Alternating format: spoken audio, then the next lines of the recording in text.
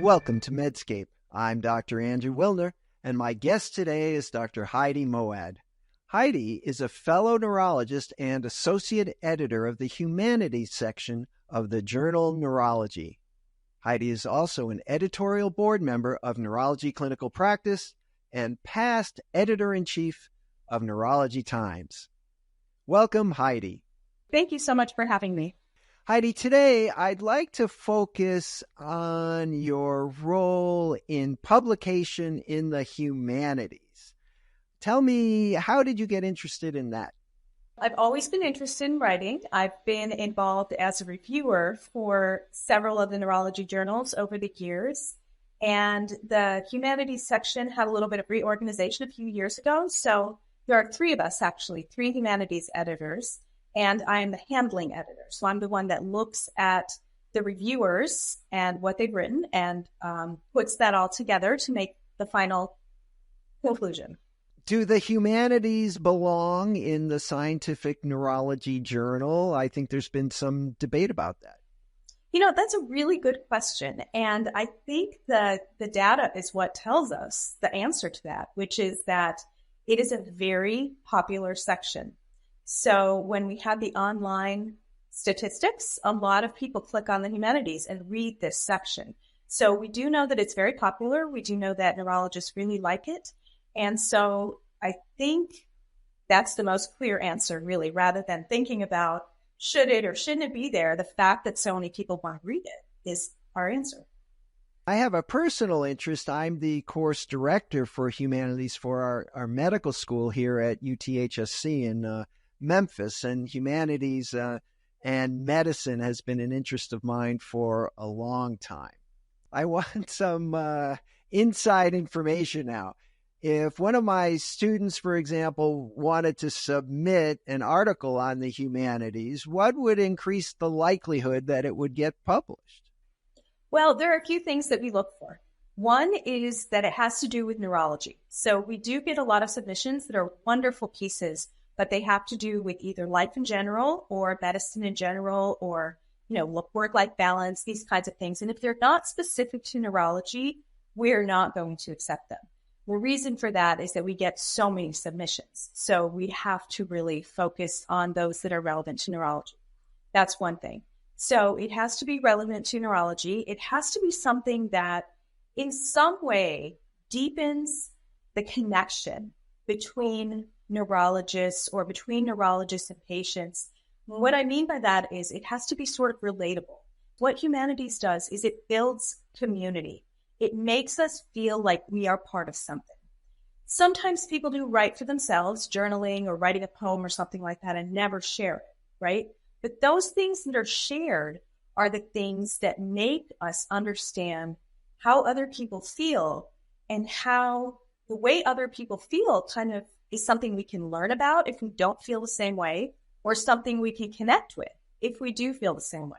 And it's usually some kind of combination of, learning something about how others are experiencing life and neurology, and also recognizing that same thing that we are experiencing as well. Relevant to neurology, relatable, and also kind. So, no stereotypes or something that would be, mean or insulting to an individual or a population.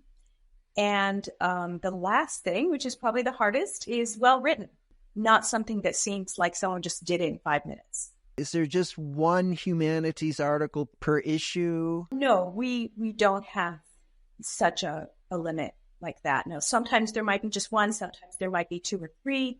So we don't accept it based on numbers. And you mentioned that it was highly competitive. What percentage of articles do you actually publish that are submitted? Oh gosh, I'm thinking it's less than 50%, but I don't have the exact number. It's okay, but it's not less than 1%, for example. Oh no, it's not like that. No. So it's a reasonable expectation that at Absolutely. least if you submit, it will be carefully reviewed and there's half a chance. Yes. And the carefully reviewed is another important thing, which is that the reviewers give very specific comments and feedback, even for submissions that are not going to be accepted. For the most part, we do will either say, this is not appropriate for this journal. But if it is, and it just isn't acceptable, there's usually going to be some suggestions of how to improve it. Unless there's something about it that's, really offensive or very much not original, you can find it anywhere, then we're unlikely to give very specific feedback. If it's offensive, we're unlikely to give specific feedback, but we will at least mention that. So we're not going to just leave people totally hanging. But so if they really want to keep trying, they can revise it, they can address the reviewers' concerns, and they can resubmit, several times if they're really devoted to this piece. So there can be some back and forth with the journal. It's not just A or nay and try your luck elsewhere. Oh, yeah. And I mean, a big thing that I always think about, which is I do care about my readers, but I care about my authors a lot. So when you have a humanities piece published, your name is on that for a long time. Your colleagues are going to see that. Potentially, patients could look it up. So I really care that I'm not going to accept something that will reflect poorly on the author.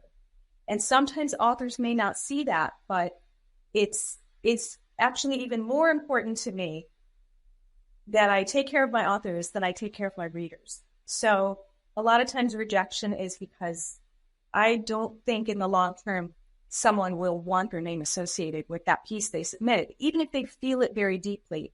This is something that they're saying, putting out to the world. I believe at the American Academy of Neurology recently you spoke about this topic. Is there anything you'd like to add? We had 2 talks at the national meeting, and one of them was talking about, what are we looking for, how people can get published, what kind of pieces, should they be fiction or nonfiction, these kinds of things. Anything that's nonfiction has to de-identify patients. So we did talk about those kind of logistics. We also had a workshop where we had attendees write poems and share them. It wasn't required to share that. That was very popular, really well liked. A lot of people wrote poems from the heart. And, they all thought that they could have probably revised that if they had more time, but it was a really enjoyable and fun experience and really built a sense of community between everybody. So it sounds like the journal's getting a little less stodgy than I remember. Well, neurology research is, it ranges. There's clinical research, there's basic science research. That's never going to go away. And that's what's going to keep our specialty moving forward and help patients in the future. But of course, this other aspect, the humanities, is really just another piece that you can't totally ignore because people really want it. And it makes people feel heard and understood, and it helps people understand others. So I think it's more of a, adding like a 360-degree viewpoint of neurology. Heidi, that's really encouraging, and I expect as soon as this program is published, there's going to be a bounce in yes. submissions. Yeah, whenever we have a program, we do get a lot of submissions, which is always welcome. It's wonderful to see them. Dr. Heidi Moawad, I want to thank you for your insights on publications in the humanities. Thank you. I'm Dr. Andrew Wilner, reporting for Medscape.